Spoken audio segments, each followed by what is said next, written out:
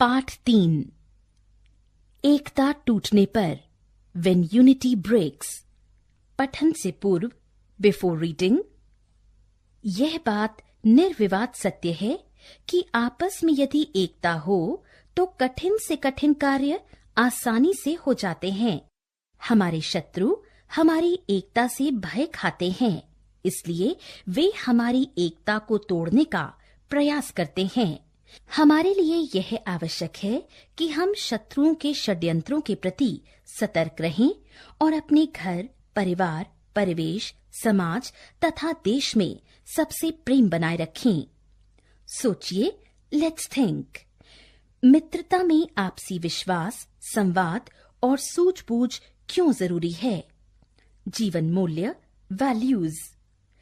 आपसी विश्वास तथा एकता के महत्व का प्रतिपादन, सद्भाव व प्रेम भावना का विकास, संवादहीनता की स्थिति से बचाव। काला बंदर अपनी तरह का एक ही था, इसलिए चिड़ियाघर के लोग उसे पकड़ने की कोशिश में थे। सुनहरा मुर्गा भी अपनी तरह का एक ही था, इसलिए बहुत से कसाईयों की नजर उस पर थी। अमरूद के पेड़ पर बहुत ही स्वादिष्ट अमरूद लगते थे। उसके जैसा भी कोई दूसरा पेड़ वहां नहीं था, इसलिए फल वालों से लेकर स्कूल के बच्चों तक को उसके अमरूदों का लालच था। पर उन तीनों ने मिलकर एक ऐसी योजना बना रखी थी कि कोई उनका कुछ नहीं बिगाड़ पाता था। जब कोई कसाई मुर्गे को पकड़ने के लिए आता तो पेड़ उसे लुभाने के लिए 2-3 पके अमरूद नीचे टपका देता। उन अमरूदों की खुशबू ही ऐसी थी कि कसाई पहले अमरूद चखने में लग जाता। उस बीच बंदर 1-2 कच्चे अमरूद तोड़कर इस तरह उसके सिर का निशाना बनाता कि कसाई अपना होश खो बैठता।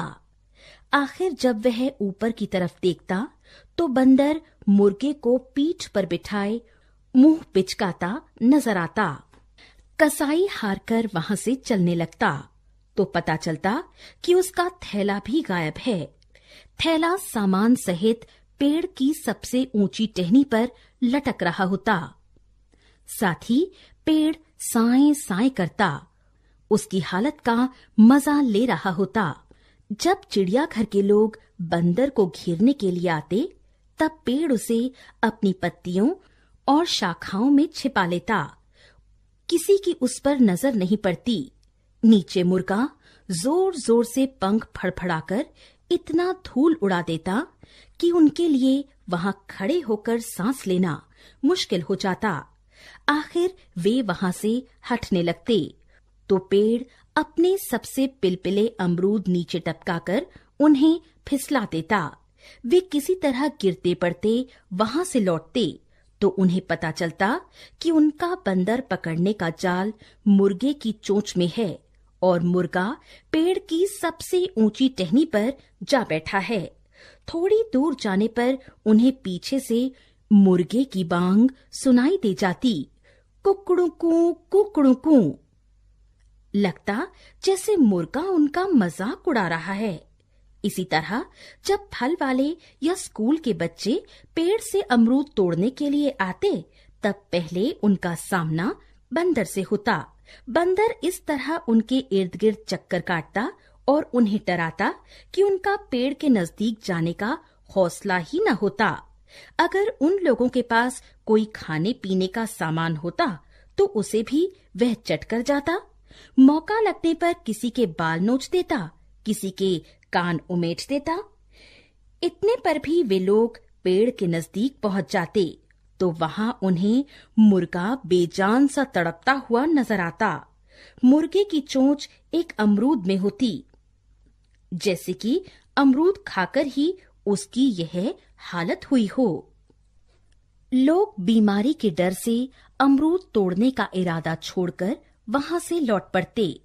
लौटते हुए यह और पता चलता कि अमरूद के लिए जो टोकरी साथ लेकर आए थे वह बंदर के सिर पर है और बंदर एक मसखरे की तरह आवाजें पैदा करता पेड़ की सबसे ऊंची डाल पर बैठा टांगे हिला रहा है।